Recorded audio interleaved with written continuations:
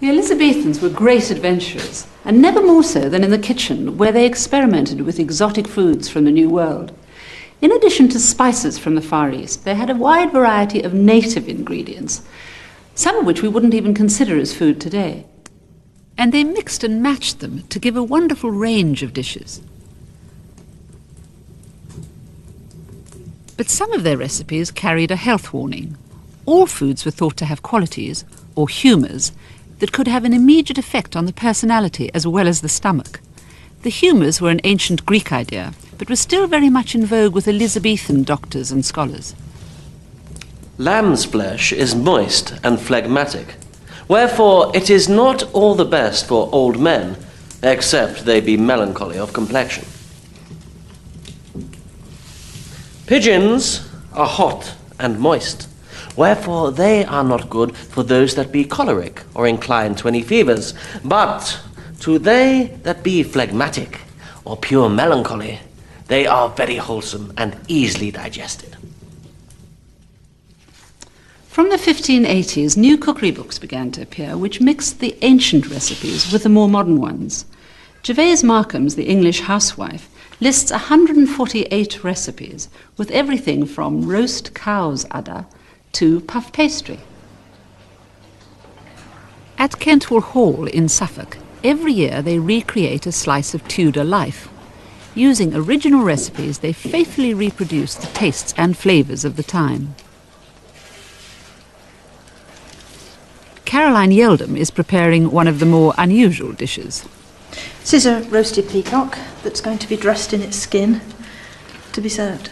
So you've turned it right side up? Yes. Do you mean you're actually going to sew or wrap that in this raw skin and feathers? Yes. Pretty unhygienic then. Sometimes they put salt or spices on the skin, which must have helped preserve hygiene a little bit.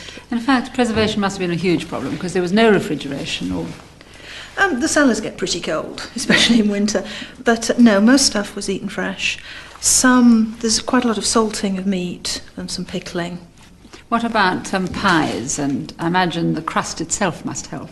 Yes, meat pies in a good solid hot water paste will keep the air out from the meat, and they'll keep for some months like that.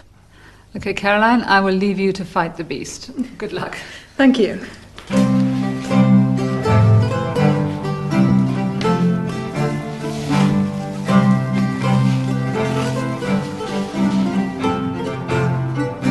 Peacock was Elizabethan caviar.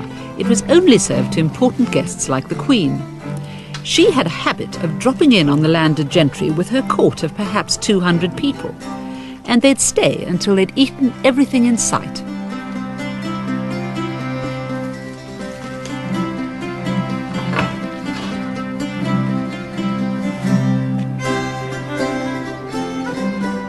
Peacock is hard of digestion, breeds melancholious blood, and casteth a cloud upon the mind. It is so spiteful and envious that it eateth his own dung, lest anybody should make use of it.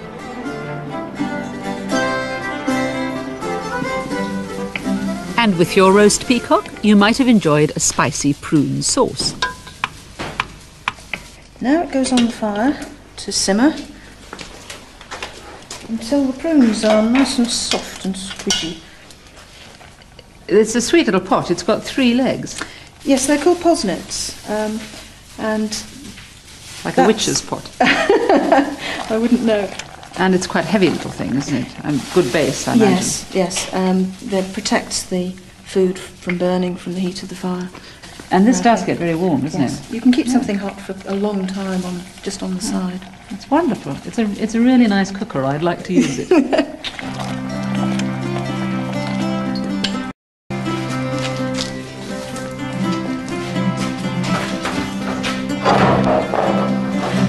Elizabethans were unrepentant carnivores and would have happily munched their way through the contents of a modern zoo. Larks, herons, curlew and porpoises all ended up on the table. Wealthier people ate up to 5,000 calories a day, and 3/4 of that was meat.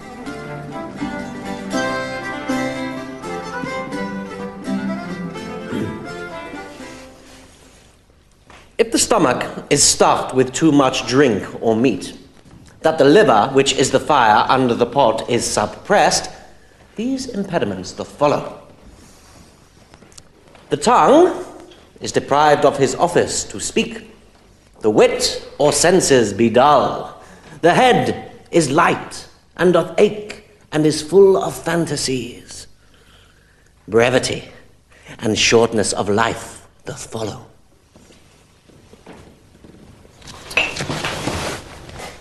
The Elizabethans were tremendous snobs, and the type of bread you ate was a measure of your social class. The richer you were, the more refined the flour, and the whiter the bread. Coarse brown bread was fit only for the lower orders.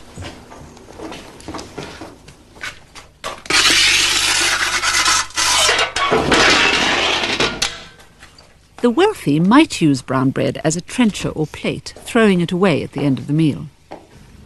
This is the Elizabethan equivalent of our baked beans. Everybody ate it. It's pottage, a kind of thick soup.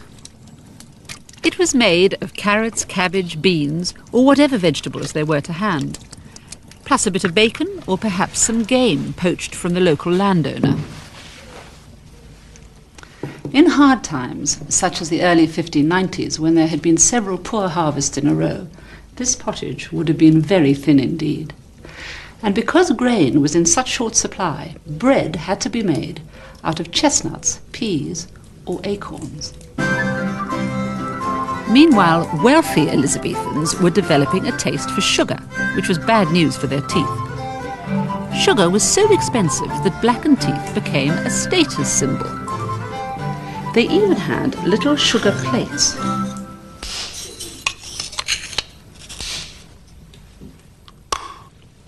Well, I guess it helped with the washing up. Wealthy Elizabethans were very indulgent eaters. They revelled in the complexity and the variety of their dishes. But there were some who viewed all this extravagance with deep disapproval. Do we not see that they that give themselves to dainty fare and sweet meats are never in health? Who is sicklier than they that fare deliciously every day? Who is corrupter? Who belcheth more? All fruits do engender ill humours, and be oft times the cause of putrefied fevers, if they be much eaten. Figs breed lice, and stir up carnal lust. Yet, if they be ripe, they do least harm of any fruits, or almost none.